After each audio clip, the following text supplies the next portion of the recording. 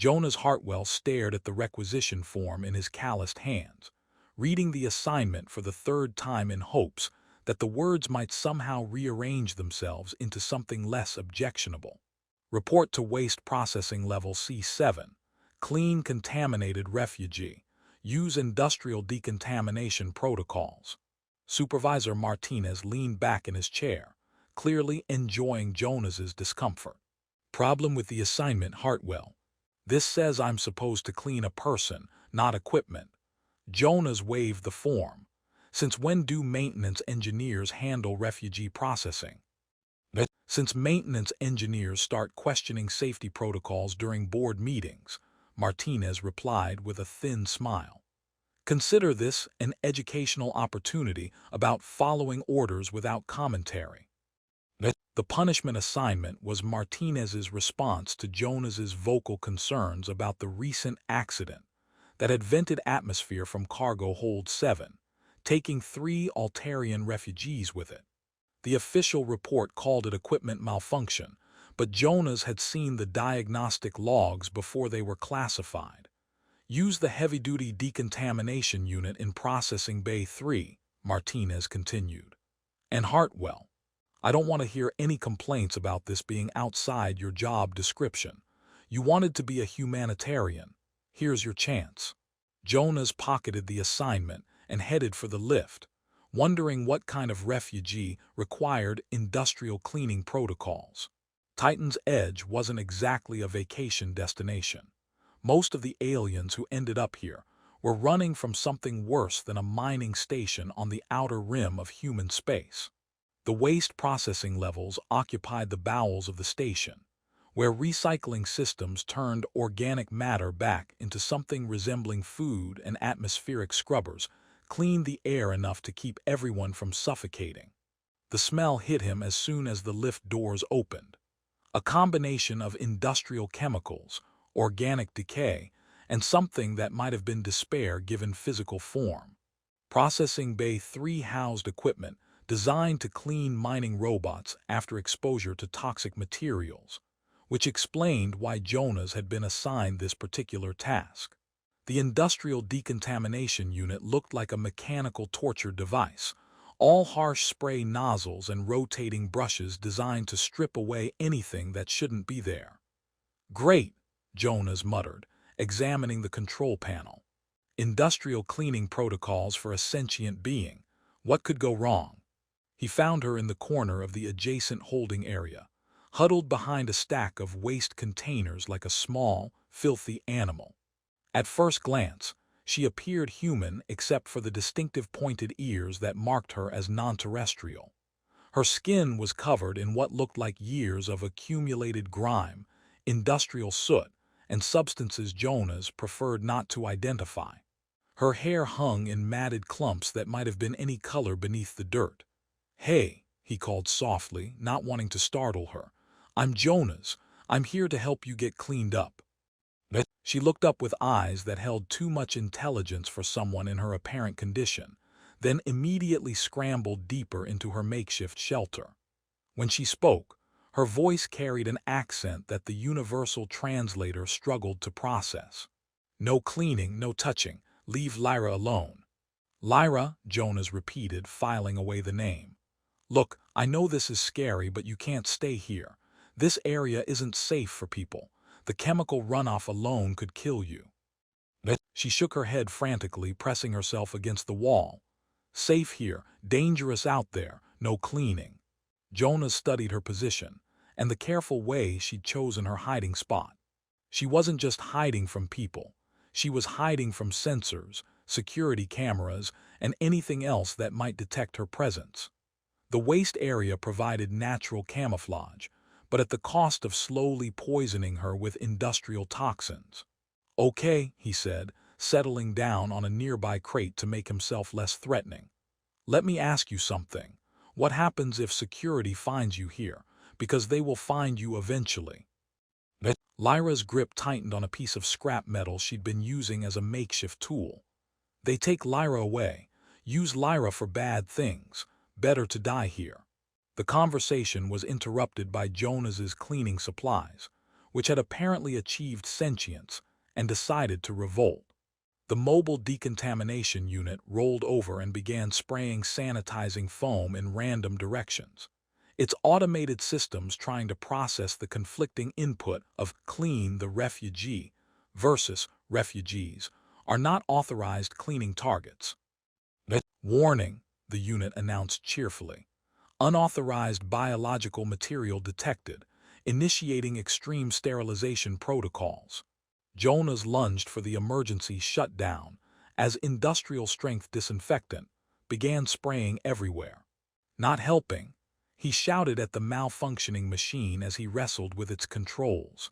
Lyra watched this display with what might have been amusement, though it was hard to tell through all the dirt.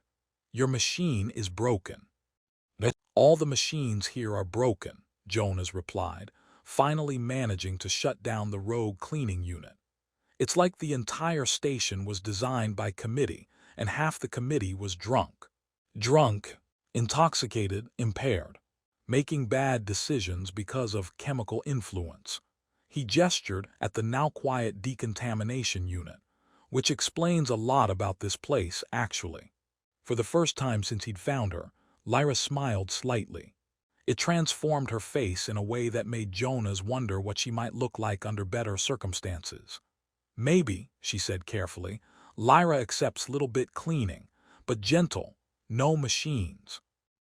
Jonas looked at the industrial equipment around them, designed for stripping radiation and toxic chemicals from mining robots, then at the small, frightened refugee who needed help rather than processing. You know what? He said, making a decision that would probably get him fired. Let's forget about the industrial protocols. How about we just use the manual facilities in the employee quarters? Hot water, soap, actual towels instead of rotating brushes. Lyra's eyes widened in surprise. Employee quarters, but Lyra is refugee, not employee. As far as anyone needs to know, you're a consultant helping me with a special project. Jonas held out his hand. What do you say? Trust me long enough to get properly cleaned up. She stared at his outstretched hand for a long moment, clearly weighing risks and possibilities. Finally, she reached out and took it, her fingers surprisingly warm despite the cold environment. Okay, Jonah's person. Lyra trusts, but if bad things happen, Lyra fights back. Fair enough, Jonas replied, helping her to her feet. But I don't think you'll need to fight. I think you just need someone to treat you like a person instead of a problem to be solved.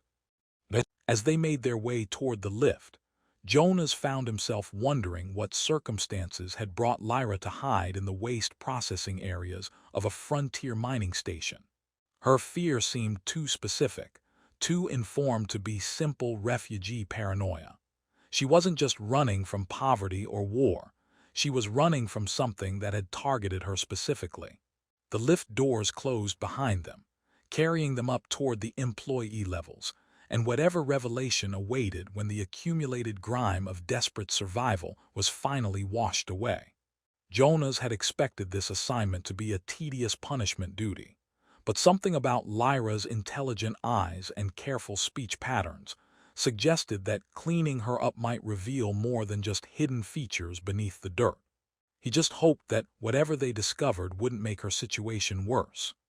The employee shower facilities on level B5 were a vast improvement over the industrial decontamination equipment, though Jonas realized he'd never actually considered how to help someone bathe without making the situation awkward for everyone involved. The water temperature controls are here, he explained, demonstrating the shower systems while carefully not looking directly at Lyra. Hot, cold, and something in between. The soap dispensers are motion-activated, and there are towels in the warming cabinet.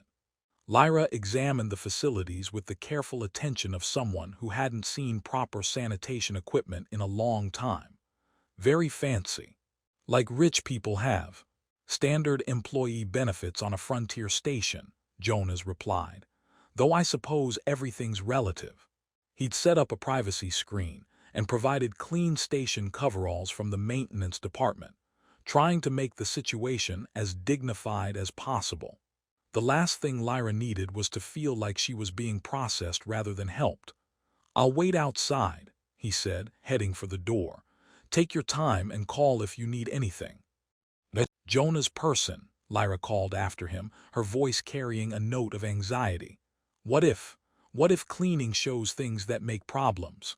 He turned back to see her standing uncertainly beside the shower controls, clutching the clean coveralls like a lifeline. "What kind of problems?" Lyra cannot explain, but some things about Lyra are different, dangerous to show. Jonas studied her expression, noting the fear mixed with something that looked almost like hope. Different how? She was quiet for a long moment, clearly struggling with how much to reveal. Lyra's people have, special thing, make Lyra valuable to bad people, is why Lyra hides. Special like enhanced intelligence, physical abilities, cultural knowledge. Special like. She gestured helplessly, lacking the words in standard. Like Lyra is walking energy source. Very bad for Lyra if wrong people find out. Jonas felt pieces of a puzzle clicking into place. That's why you were hiding in the waste processing areas. The toxic environment was masking whatever makes you special. Yes, chemicals hide Lyra from sensors, make Lyra look normal. She looked down at herself, covered in industrial grime and soot, but also making Lyra sick, cannot hide forever. The moral implications of the situation were becoming clearer, and Jonas found himself facing a choice between following orders and doing what was right. If Lyra possessed some kind of valuable biological property, cleaning her up would expose her to exactly the kind of exploitation she was trying to avoid. "What if," he said carefully, "we approached this differently? What if instead of complete cleaning, we just removed the stuff that's actively poisoning you and left enough camouflage to keep you safe?" Lyra's expression brightened with something approaching relief. Jonah's person would do this. Help Lyra stay hidden. Jonah's person would do this, he confirmed. But I need to understand what we're dealing with. What exactly happens when you're clean? She hesitated, then began peeling away some of the outer layers of grime from her arm. As the industrial soot came away, Jonas caught a glimpse of skin that seemed to emit a faint, pearl-like luminescence. "Oh," he said, understanding flooding through him. "OH. Lyra's people are called luminari," she said, continuing to expose more of her natural skin tone. "Our bodies make light, very useful for technology, very bad for luminari." As she removed more of the protective grime, the glow became more pronounced, casting soft shadows around the shower facility. Her skin wasn't just luminescent, it was beautiful in a way that made Jonas's breath catch. "How useful for technology?" he asked, though he suspected he already knew the answer. One luminari, the revelation of Lyra's true nature, created a complex problem that Jonas's maintenance engineering training hadn't prepared him to handle. Over the following days, he found himself developing increasingly elaborate schemes to keep her hidden, while she recovered from months of toxic exposure in the waste processing areas. The medical bay's automated systems are asking questions about your unusual biology, Jonas reported during one of their clandestine meetings in his quarters. "I've been running interference, but Dr. Singh is starting to notice the anomalous readings." Lyra sat curled in his spare chair, wearing maintenance coveralls that were too large for her frame, but helped disguise her identity. She'd managed to balance her camouflage more effectively, using cosmetic techniques to mask her natural luminescence without poisoning herself with industrial chemicals. "Perhaps Lyra should leave," she said quietly. "Find new hiding place. Jonah's person has done enough dangerous helping." "Absolutely not," Jonas replied more forcefully than he'd intended. "You're finally getting healthy, and we're starting to figure out how to manage the concealment issues. Besides, I've been thinking about what you said regarding exploitation operations." "What thinking?" Jonas activated his personal terminal and brought up a series of files he'd been compiling. "I've been accessing maintenance records for other stations in this sector, looking for patterns in equipment failures and processing accidents. The data is disturbing." Lyra moved closer to examine the information, her proximity filling the room with subtle warmth and the faint pearl-like glow that emanated from her skin. Jonas found himself increasingly aware of her presence in ways that had nothing to do with her bioluminescent properties and everything to do with her quick intelligence and unexpected humor. "These numbers show refugee casualties," she asked, studying the displays. "Casualties, disappearances, and processing irregularities," Jonas confirmed. "The pattern suggests systematic harvesting operations disguised as administrative procedures. And look at this. Energy output from stations with high refugee populations is significantly elevated compared to their official power generation capacity." Lyra's luminescence dimmed as she absorbed the implications.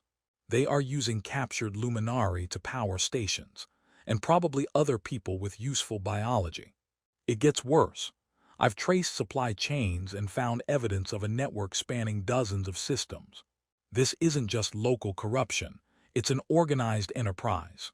The conversation was interrupted by Jonas's door chime, followed by an announcement from the hallway. "Maintenance engineering, this is Security Chief Tors. We need to discuss the energy anomalies in your quarters." Jonas and Lyra exchanged panicked looks. Her natural bioluminescence was becoming harder to suppress as her health improved, and the station's sensors were apparently sophisticated enough to detect the unusual energy signatures. "Quick," Jonas whispered. "The environmental suit locker. It's shielded against radiation and should mask your energy output." Lyra slipped into the cramped compartment just as Jonas opened the door, to find Tors accompanied by 2 security officers and a sensor technician. "Chief Tors," Jonas said with forced casualness, "what can I do for you?" "We're tracking unusual energy readings from this sector," Tors replied, consulting a handheld detector. "Specifically from your quarters. Care to explain?" Jonas gestured at his workstation, which was still displaying the maintenance records he'd been analyzing. "I've been running diagnostic simulations on power distribution networks. Some of the modeling software requires significant processing power."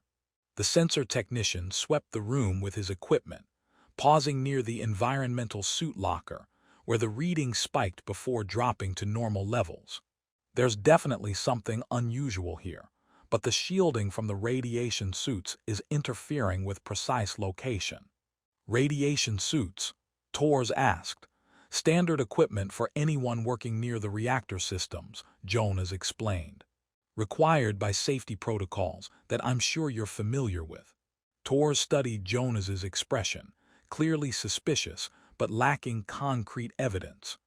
"We've received reports of unauthorized biological materials in the station's lower levels.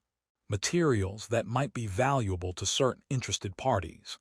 "I wouldn't know anything about that," Jonas replied.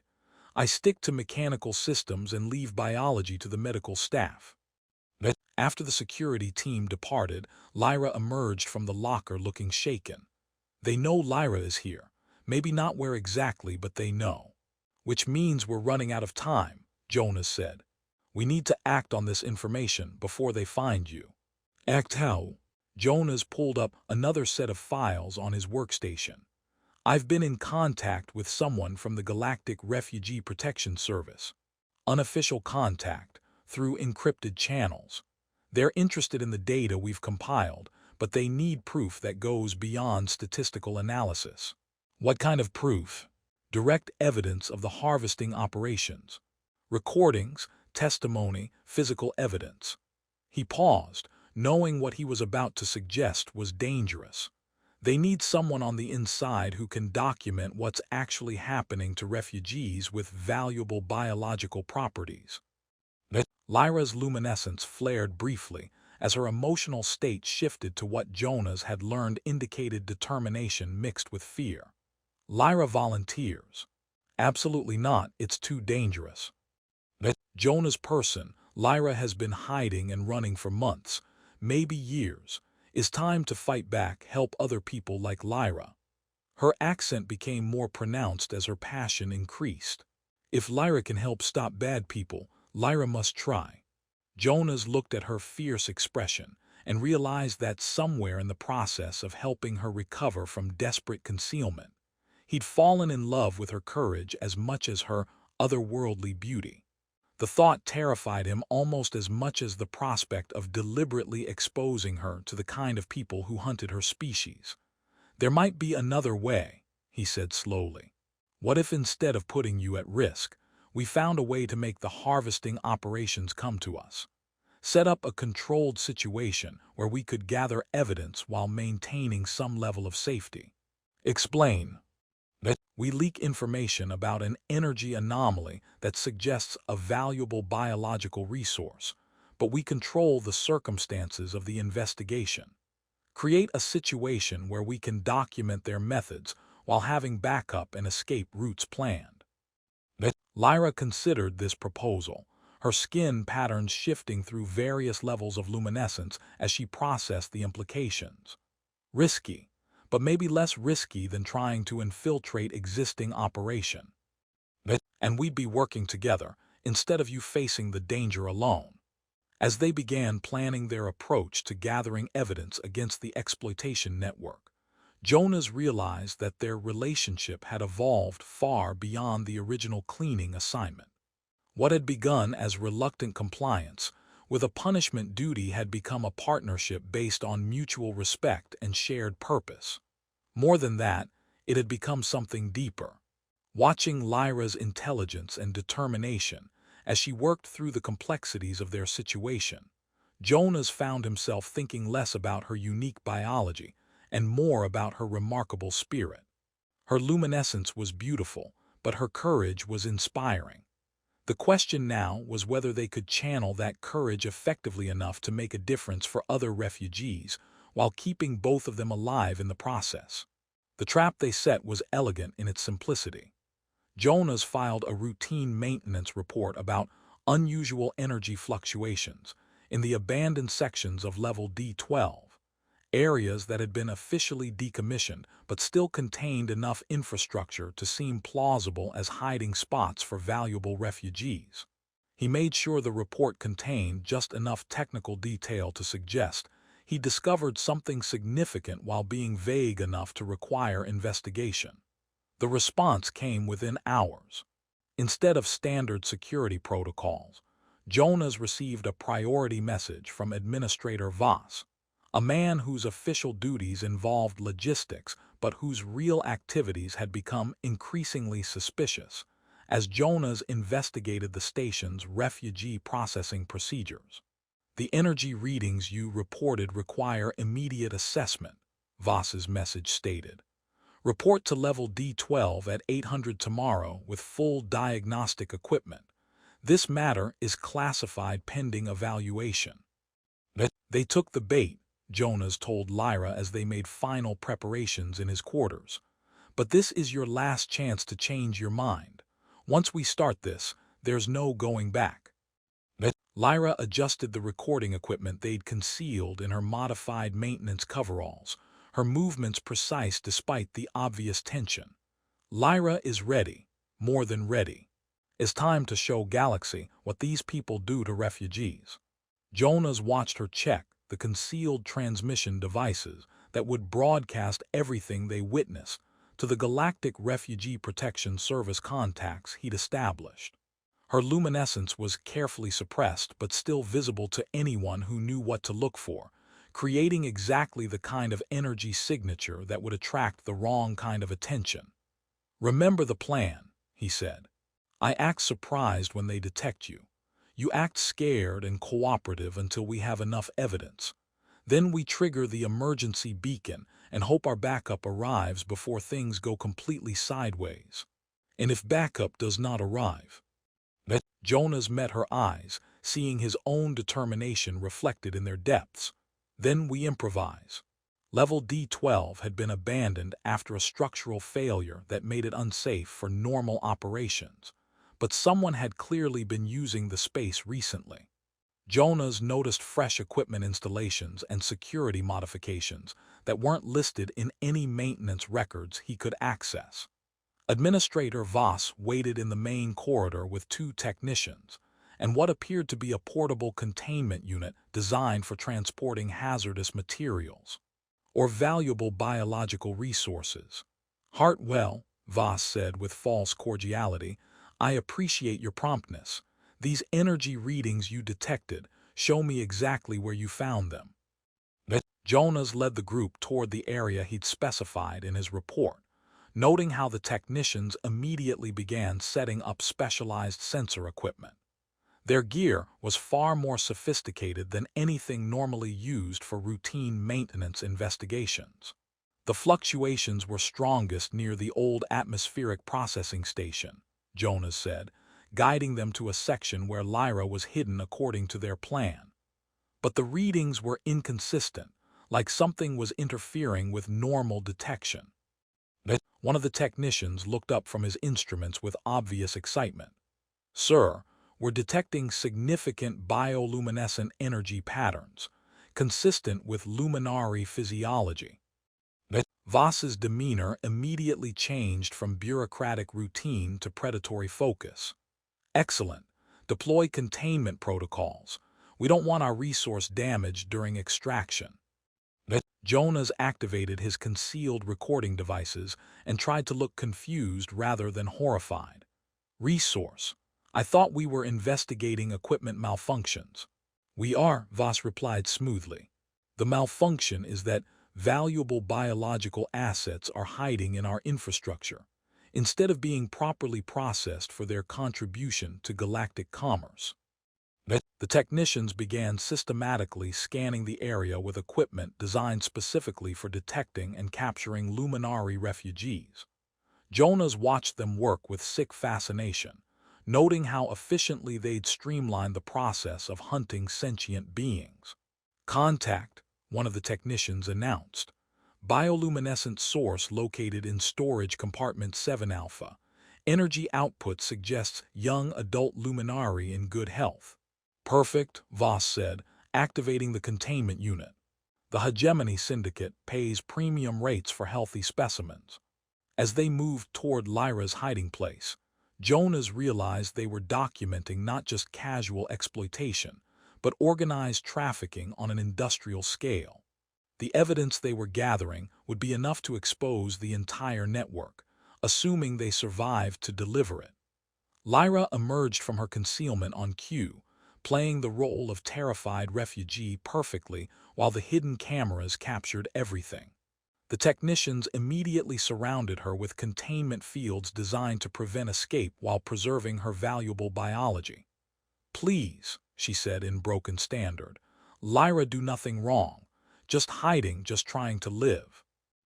"Nobody said you did anything wrong," Voss replied with false reassurance. "You're simply going to contribute to the greater good. Your energy output will help power facilities that benefit thousands of people." "For how long?" Jonas asked, knowing the answer but needing it on record. "As long as the resource remains viable," one of the technicians said matter-of-factly.